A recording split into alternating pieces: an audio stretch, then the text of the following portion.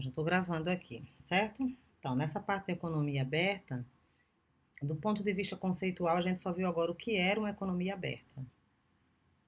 E agora a gente vai ver uma variável que é muito importante para a questão da economia, se é aberta ou fechada. Na verdade, para as economias abertas, que é a taxa de câmbio. Primeiro, o que é uma taxa de câmbio? A gente vai ver três coisas aqui importantes sobre a taxa de câmbio. Primeiro, o que é a taxa de câmbio? Segundo, quais os tipos de taxa de câmbio? Outra coisa é como ler a taxa de câmbio, certo?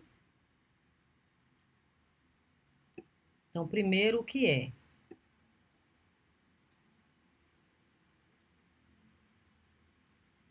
Os tipos, né? É taxa de câmbio nominal e taxa de câmbio real, que eu vou falar daqui a pouco.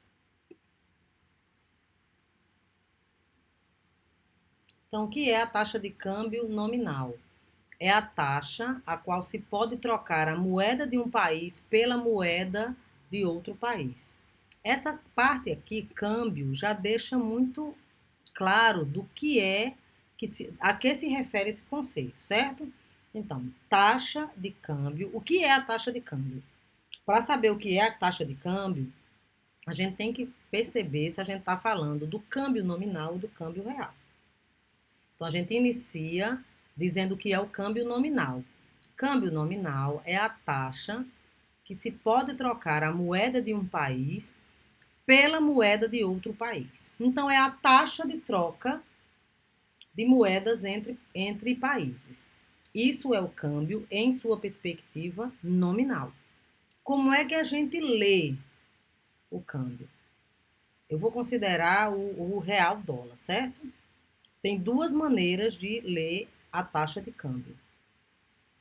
Uma, fazer aqui em cima uma, fazer aqui embaixo outra.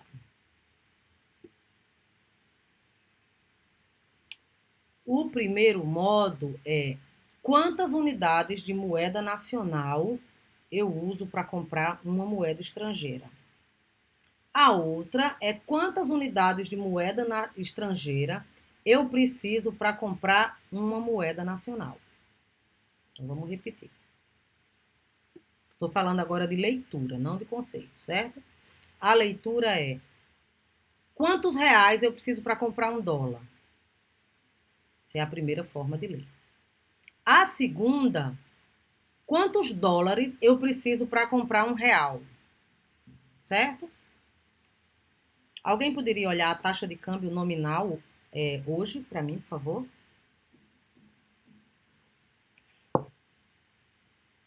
Vocês ainda não voltaram, povo.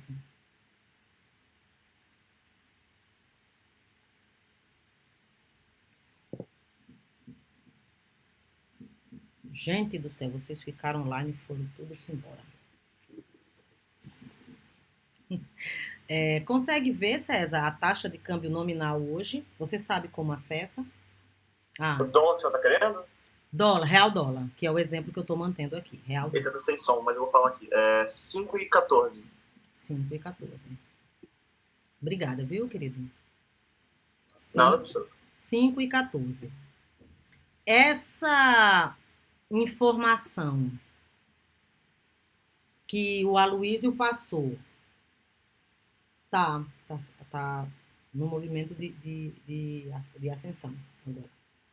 Mas essa informação que o Aloysio passou é quantas unidades de real eu uso para comprar um dólar ou quantos dólares eu uso para comprar um real? É a definição na perspectiva 1 ou na perspectiva 2?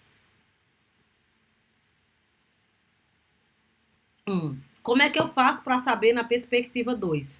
É só inverter, certo? Façam essa continha aqui, por favor.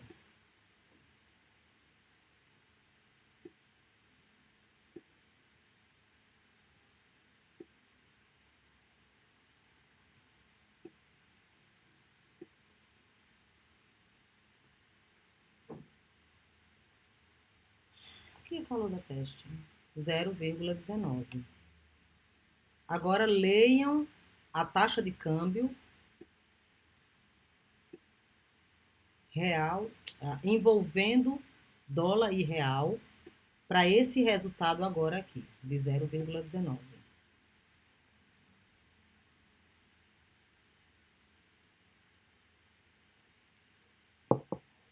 Sabem? Ou ficou confuso?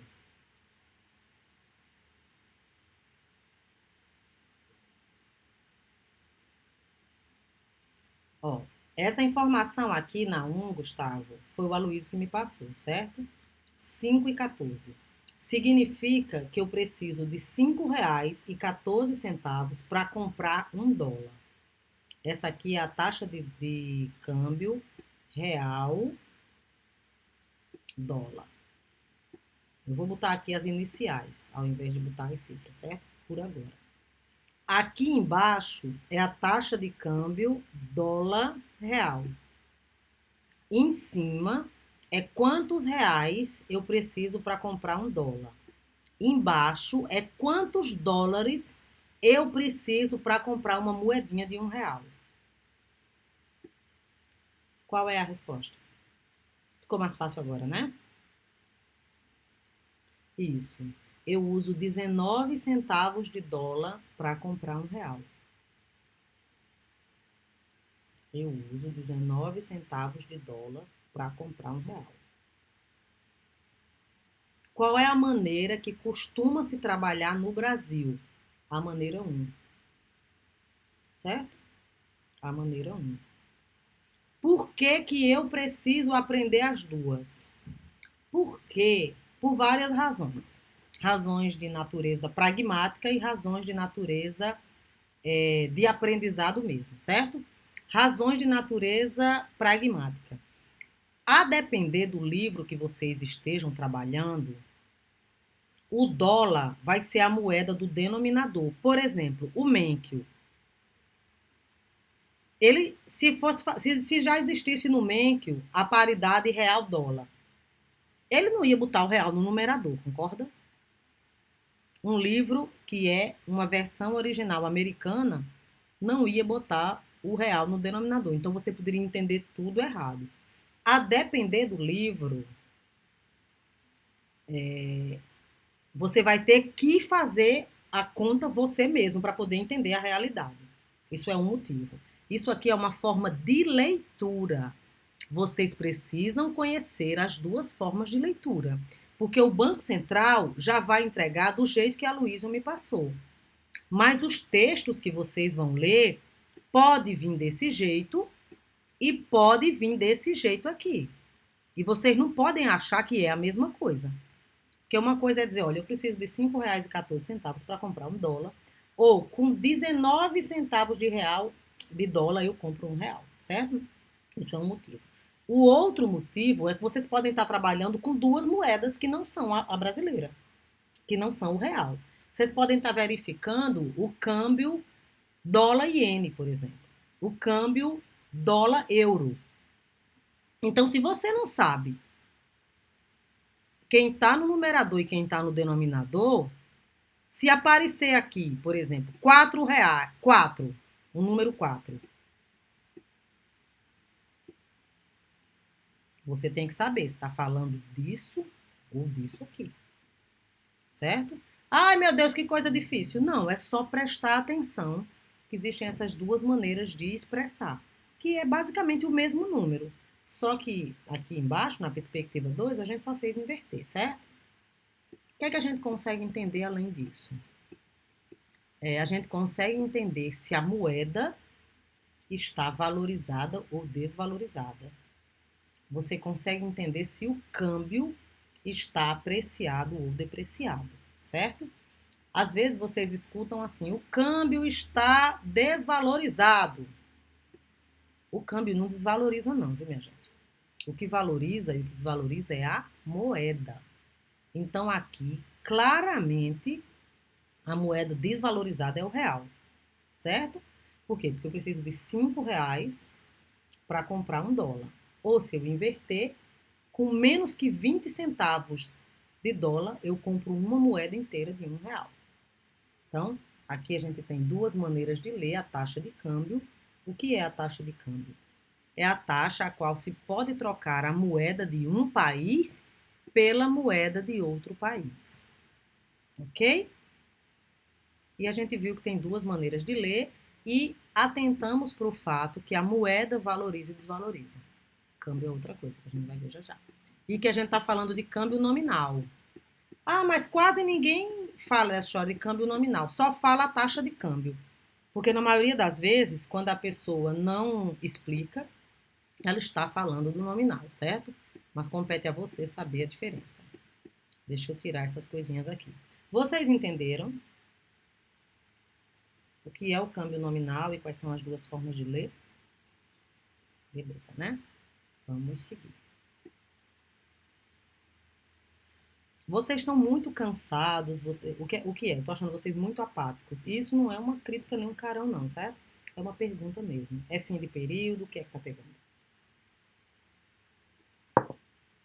Não, para reclamar, vocês no instante, eu pergunto 5 vezes para vocês responderem, mas, ixi, hoje, foi hoje? Ah, é uma combinação linear de tudo que eu falei. Amanhã, prova de matemática amanhã. É, né?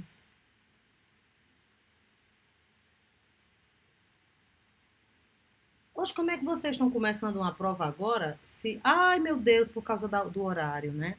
Faltam só 4 minutos. Eu vou fechar só isso aqui, certo? Vou fechar isso aqui, porque se vocês têm prova, vocês precisam se organizar minimamente.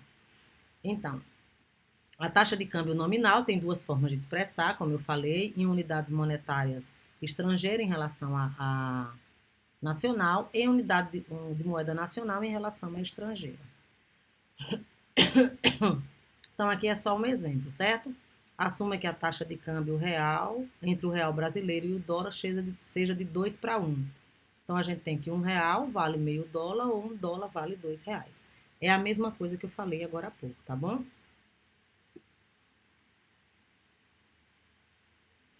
Como eu falei, a moeda valoriza e desvaloriza. O câmbio aprecia e deprecia, certo? Então, vamos prestar atenção que quando a moeda está valorizada, o câmbio está apreciado, e quando a moeda está desvalorizada, o câmbio está depreciado. Estou falando rápido. Isso quer dizer que essa parte eu vou mostrar para vocês de novo. Então, aqui o que é valorização, apreciação e depreciação, essa parte é conceitual.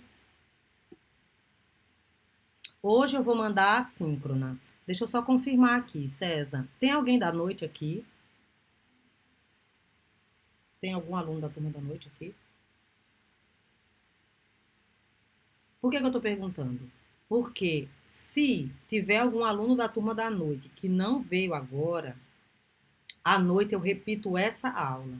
Se à noite não tiver nenhum aluno da noite, eu dou a próxima aula da quarta-feira, já hoje à noite. E quarta-feira eu repito a aula, claro. Certo? Então, não vou saber te dizer agora, César. Porque assim, César já veio na aula da noite alguma vez. A gente tenta dar providências, né, César? A gente faz revisão, a gente responde lista de exercício, para que fique uma coisa com vantagem para vocês. Eu dei um assunto, já terminei, sobrou tempo, vamos responder lista de exercício. Vamos fazer revisão, vocês tiram dúvida. A aula da noite tem funcionado mais ou menos assim. Hoje é às 8h40 da noite, até às 10h20, certo? Vou até interromper aqui, que já deu tempo e alguns